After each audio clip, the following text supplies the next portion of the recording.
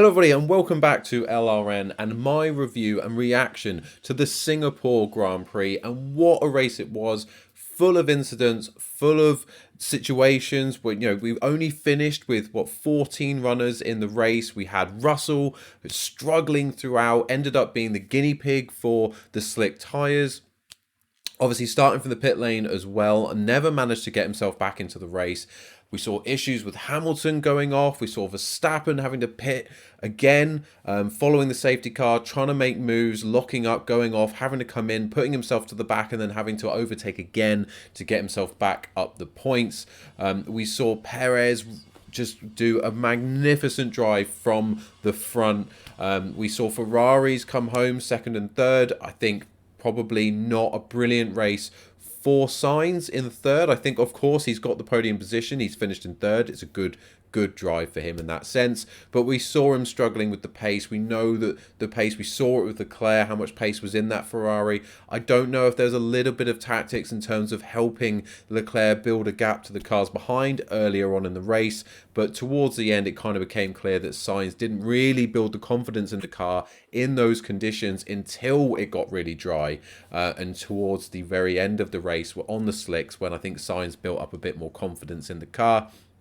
Leclerc, though, fantastic race. I think he did all that he could. I think Perez had the pace to keep him at bay. We saw at the end, even though he was reporting engine issues, he just put out that massive gap to Leclerc, the 6-second gap, and a 6-second gap that could end up being absolutely pivotal. As I'm recording this, we do not know the result of the potential penalty coming Perez's way due to the safety car infringement. What we believe will be a 5-second penalty for Perez due to the fact that he had more than a 10-car length gap between him and the safety car before the lights went out on the safety car. So waiting to see what the penalty for that will be. The expectation is that will be 5 seconds, which, because he was managed to build up more than that, I think it was 6.5, 7 seconds ish as they crossed the line. Perez should retain his race win, and I really hope he does. I think we saw the Perez we all want to see today. The Perez who, on his day, can deliver, and the Perez that Red Bull desperately need. The Perez that, when Verstappen has issues like he did today, can go out there and guarantee Red Bull the points that Verstappen has lost. We saw it with Bottas for Hamilton for so many years, where when Hamilton had his off day, Bottas was there to pick up the pieces, and I honestly think he was the best number two that Mercedes could have asked for. He was always solid. He was never there to challenge Hamilton in terms of outright pace, but he was always there to deliver a guaranteed good result and bring home those 1-2s. And today, Perez did for Red Bull what Bottas did for Mercedes on so many occasions.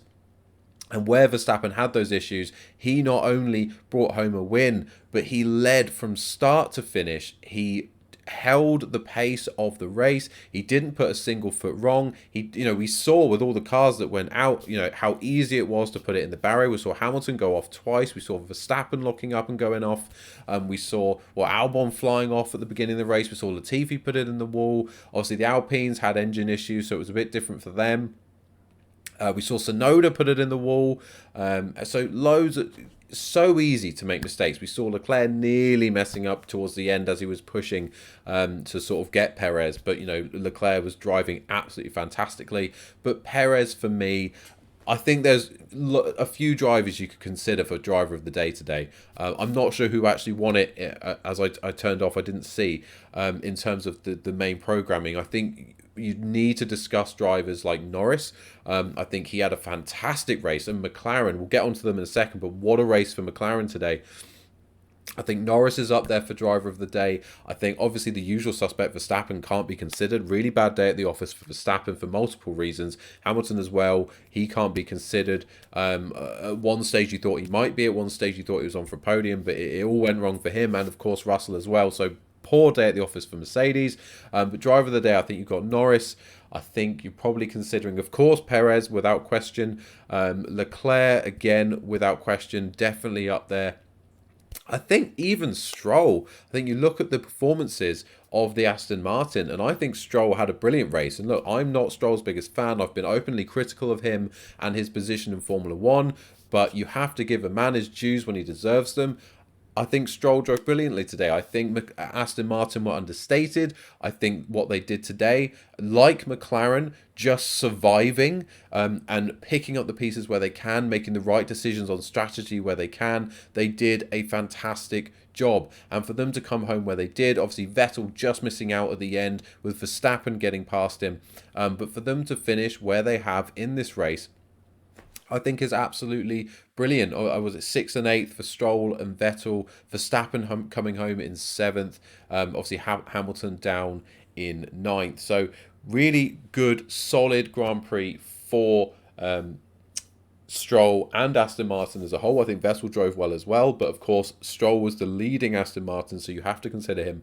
But with those drivers all in mind, I think the only person you give it to today is Sergio Perez. I think a lot of the time I like to look at the drivers down the grid, like your Strolls and Norrises today. But Perez, not only did he lead from the front, he made the moves off the line, got a brilliant start. You saw in the first phase equal with Leclerc. Second phase got that move done, and never looked back. He controlled the pace. He had issues with his engine. He managed to retain his lead. At the end, when he knew he needed a 5-second gap to cover off the potential penalty coming his way for the safety car, he went and built that gap. And Leclerc couldn't keep up with him. We know how good that Red Bull is, but we haven't seen Perez deliver the performance we know is available in that car due to the performances of Max Verstappen and how good he's been. We haven't seen that from Perez this season, really, other than a couple of races. Of course, we saw the pace in around Baku and Monaco, of course, from Perez. But for him to do that today and just have that constant pace in the car, have the confidence in the car, and drive like a proven race winner. There was no sense that, other than the issue with the safety car, where you think maybe he hasn't got that much experience leading a race and starting the pack off behind the safety car. He didn't seem to understand what he did wrong. It'll be interesting to see what comes out of the debrief there with Perez, whether he did just get a bit confused or just didn't understand the procedure. Maybe he was just thinking about other things. You never know what's going on in a driver's mind, but you'd expect someone so experienced to kind of know what the procedure is. So interesting to see what it was that happened in Perez's head, to fall back and to start building that gap behind the safety car before procedure says that you should. So not sure how that's happened. You would expect Perez, someone of his experience, to know what to do. So we'll look out for that as well. But as I say, I'm hoping for Perez's sake that the penalty issued is only 5 seconds, because obviously if he has done something wrong, then he should receive a penalty for it, regardless of the result. But I'm hoping it's only 5 seconds, because that would be usually what is given, and it would mean that Perez retains his win after a brilliant drive today, and one that I think is fully deserved. Now, moving on from the race win, going further down, I think the next thing we need to talk about is McLaren. What a day for McLaren. Obviously, it was helped by the safety car situation, but they went into this race weekend needing a result, needing that result, and needing Alpine to fall down, or to finish in front of them. But the fact that Alpine, obviously massive engine failures, the Renault E-Tech power unit failing them today, in both instances, with Alonso and Ocon failing to finish the race and therefore, of course, not scoring any points. We had McLaren in 4th and 5th, 22 points on the board today, which takes them 4 points clear now of Alpine. So they've gone from being 20-ish points behind to 4 points ahead of Alpine just from today. What a massive result for McLaren in what I continue to say will be one of, if not the most exciting story as we head towards the conclusion of this season. I know that they want to build up, and they're talking about it after the race today, who is still in the championship hunt technically, but I think we all know Verstappen, one way or the other, is going to win this. He's going to win the championship this season. He's going to be crowned drivers champion, if not in Japan, then the race after. So I would suspect that the interesting races, the things that are going to go on to the end of the season, are going to be McLaren versus Alpine, and it's going to be, as we saw today, Aston Martin scoring major points for them today, which take them above Haas and AlphaTauri, and there's only there's only 3 points between Haas, Aston Martin and AlphaTauri now after the result today. So massive result from Aston Martin, taking them ahead of Haas in the World Championship. So even that race as well, who's going to come out on top in the race between those 3 teams? Only 3 points in it with 5 races to go. Just those are the things you need to look out for. And I know it's so easy with Formula One, and especially the way that it's presented when you watch it, to focus on the teams at the front. But the real stories and the stuff that I guarantee you're going to see in Drive to Survive are going to be those midfield battles. It's going to be Alpine versus McLaren. It's going to be Haas versus AlphaTauri versus Aston Martin through the season. That's what we're going to see. Of course, we had bad days for other teams on the grid today. We had Williams, of course, neither team finishing. We saw Albon go off earlier on in the race, right at the beginning. And we saw Latifi just... I don't know what he was thinking, Latifi, when he's just closed up on Zhou Guanyu, and he's ended up breaking not only Zhou Guanyu's car, but his own car. So when he's come into the pit to change tyres, we've seen that the rear left tyre of Latifi's is actually, I think it's the suspension was broken, so he had to retire the car. So bad day for Williams, bad day for Alpine for different reasons with their power unit. Of course, we saw the issues with Mercedes as well. So action going on all over the place. I did worry, I've got to be honest, it felt a lot like at the beginning of the race that it was a story of how would Verstappen win. It really felt like I was watching it just knowing he would win, and every time a safety car came out, I thought, for God's sake, all that's going to do is put Verstappen closer to the people at the front and he's going to win again, right? And I'm not anti-Verstappen, but I want to see different people win. I think Perez winning is great for the sport, great for him, great for the team. So happy for him and happy for Red Bull for Perez getting the win today. But as a Formula One fan, I don't want to see the same person winning every week, and that feeling of the inevitability of Verstappen winning, I really felt that through the beginning of the race, and until later on it became clear. Of course, it was that moment when he's obviously gone for that move, gone too hard on the brakes, locked up. He's actually basically aquaplaned a bit and gone straight off, locking up and going on, and then having to pit again because he's ruined his tyres because of how badly he locked up in that move. That pit stop has then completely taken him out of contention for a race win. And I think that, as I say, it doesn't impact him. He's going to win the Drivers' Championship. So for the sake of the sport and for F1, I think it's better that that happened. It added a bit of excitement to the day. It allowed other people to compete for the win. I think it's good all round. And it added a bit of excitement. And I'm glad for him, of course, he didn't take anyone out. He didn't ruin anyone else's day. He just messed up, had to pit again, and then went on from there. And I think it was all a bit of fun. You know, it's a bit of excitement. He's going to win anyway, so not a great day at the office for Verstappen, and it's not often we get to say Verstappen had a bad day. So he will live and learn, obviously, especially in conditions that Verstappen normally thrives in. I think you saw how quick he was through the race. You know, he was clearly the shark among the grid. He was hunting people down. He was making moves. You know, when he was doing well, he looked really good. But those mistakes, things happening at the wrong time, really cost him today.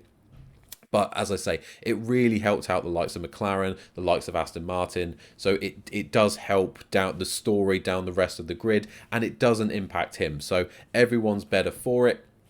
I think it was a good result for Ferrari today.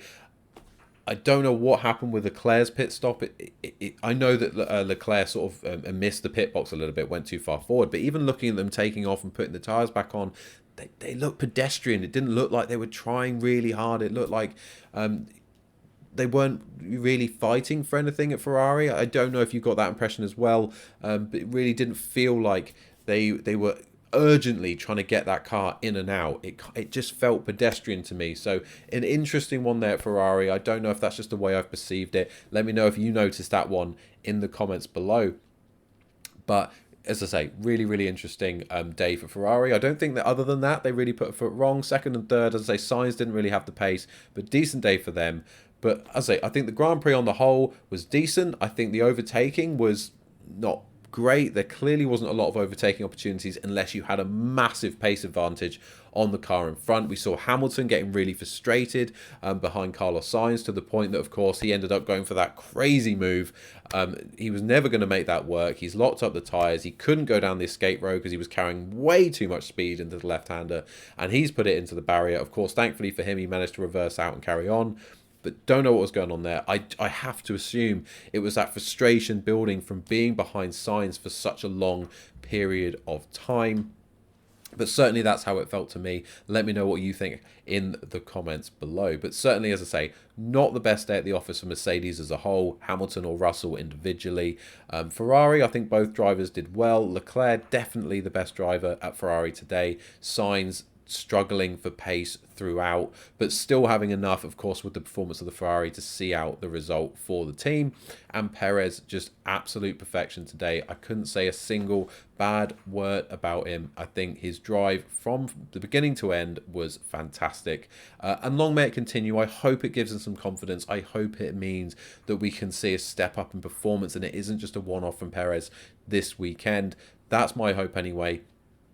Let me know in the comments below, who do you think was the driver of the day? What was your best takeaway from the race? What were you looking out for? What were you most excited about? Who's your driver of the day? Let me know in the comments below. But really glad for the weekend. I think, of course, qualifying was really good as well. Exciting moment with Verstappen, the team messing up. That, of course, wasn't on him. The team Red Bull making a really out of character mistake, to be fair. I've got to give it to Red Bull. Similar to Mercedes, it's very rare they make those sort of mistakes. But, you know, the team owned up to it, had nothing to do with Verstappen. Horner's owned up to it. And that has cost him today, and it's added a lot of excitement. So I am glad that happened because, you know, we want to see a decent race. We don't want to see him flying away at the front. And it really added a lot to the race today, I think, on the Sunday. So that was really, really enjoyable. But say, if there's anything I've missed, let me know in the comments below. I think really a good race today, if not the most exciting ever. As I say, the overtaking definitely needed something more. I think even with the DRS, we didn't see a sudden burst in overtaking maneuvers, which I was kind of hoping for. As I say, the deficit in terms of speed required to make moves was definitely bigger than expected.